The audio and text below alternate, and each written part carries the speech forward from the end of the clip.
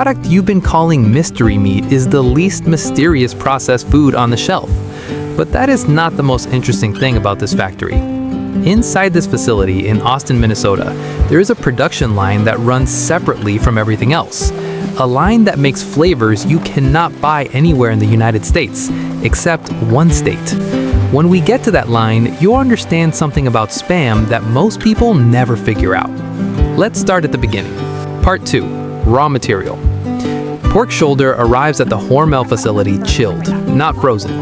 Frozen meat loses moisture when it thaws. Moisture is flavor. Hormel does not lose moisture. The cuts arrive within 48 hours of slaughter. Workers inspect every piece, temperature checked, weight checked, fat ratio checked. That fat ratio matters more than anything else at this stage. 20% fat to 80% lean muscle. Not 18, not 22. Too lean and the product dries out under heat. Too fatty and it turns greasy.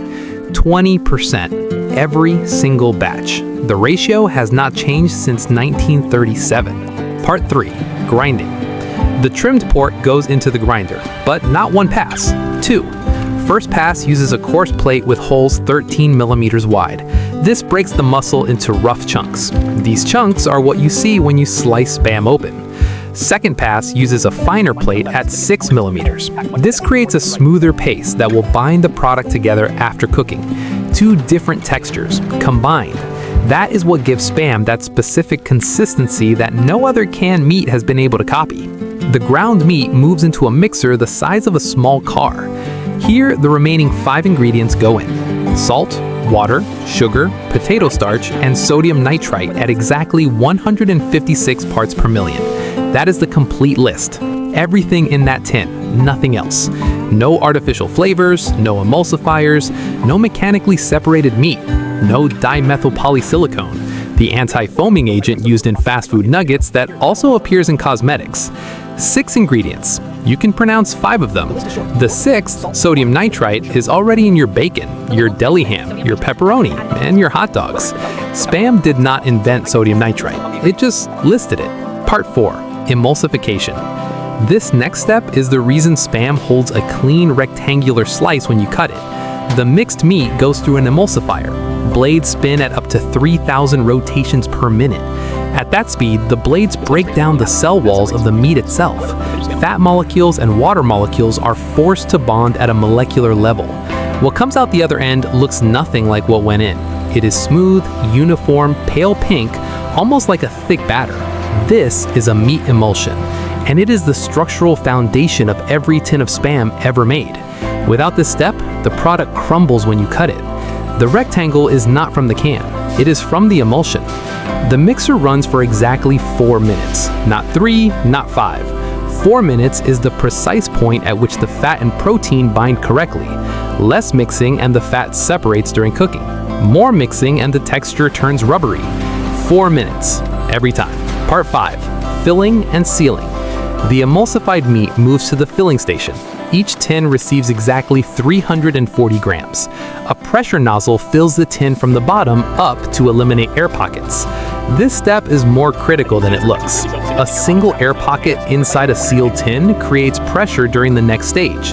That pressure can crack the seal. A cracked seal means contamination. A contaminated batch means the entire run is destroyed.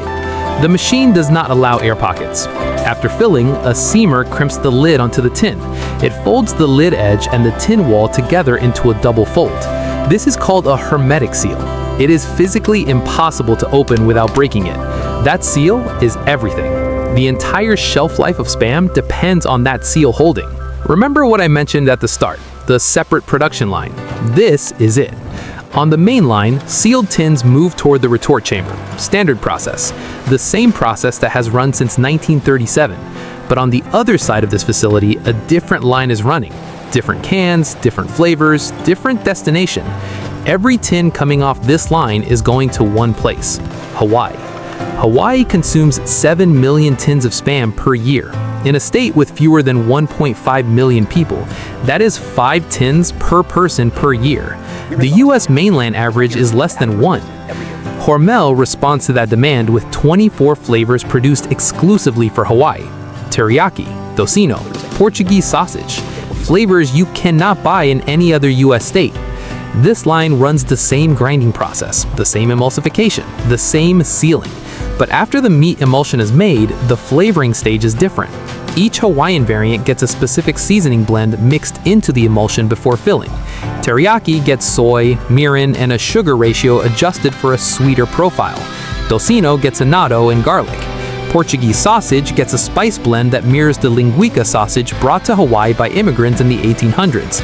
Same factory, same 6-step process, completely different product coming out the other end. 24 of them, exclusive to one state, running right now. Part 7, the Retort Chamber. Both lines, the standard line and the Hawaii line, end in the same place, the Retort Chamber. This is an industrial pressure cooker the size of a shipping container. Sealed tins go in on wire racks. The heavy doors lock.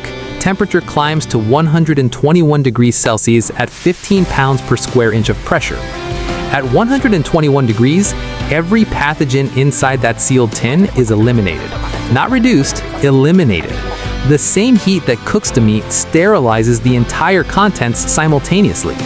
No bacteria survive at 121 degrees. No spores survive. Nothing survives. This is why Spam has a shelf life of 3 to 5 years without refrigeration. The retort doesn't just cook it, it sterilizes it. The tin itself becomes the cooking vessel, the container, and the preservation system in one. The tins stay in the retort for approximately 90 minutes. Part 8. Quality control. After the retort, every single tin passes through an X-ray scanner. The scanner is looking for 3 things: density inconsistencies, which indicate air pockets that form during cooking, foreign objects, bone fragments, metal particles, anything that shouldn't be there, and fill weight. Every tin must be within 0.2 grams of its 340-gram target. Any tin that fails any one of those 3 checks is pulled from the line automatically. Not reviewed, not set aside for a supervisor, pulled immediately.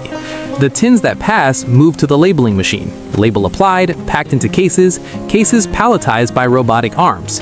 From the moment raw pork enters the grinder to the moment a finished case leaves the building, under 6 hours. Part 9. Scale and numbers. The Austin facility produces 44,000 tins of Spam every single hour. That's 730 tins per minute. 1 tin every 0.08 seconds. Spam is sold in 44 countries. The Philippines, South Korea, Japan, and the UK are all top markets alongside the United States. In South Korea, Spam gift sets are considered premium gifts during Lunar New Year.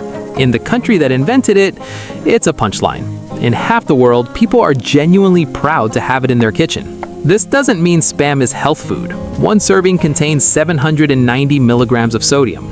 That is 33% of your daily recommended intake. High in saturated fat, nobody's saying eat it every day. But the next time you pick up that blue can, you're holding 6 ingredients: a hermetic seal, a 90-minute retort cycle, an X-ray quality check, and a dedicated production line making 24 flavors for one state that nobody on the mainland ever thinks about. That's not mystery meat. That's actually a fairly precise operation. Did you know about the Hawaii production line before this video? Or did that completely surprise you? Drop your answer below. And if you want more factory stories like this one, the subscribe button is right there.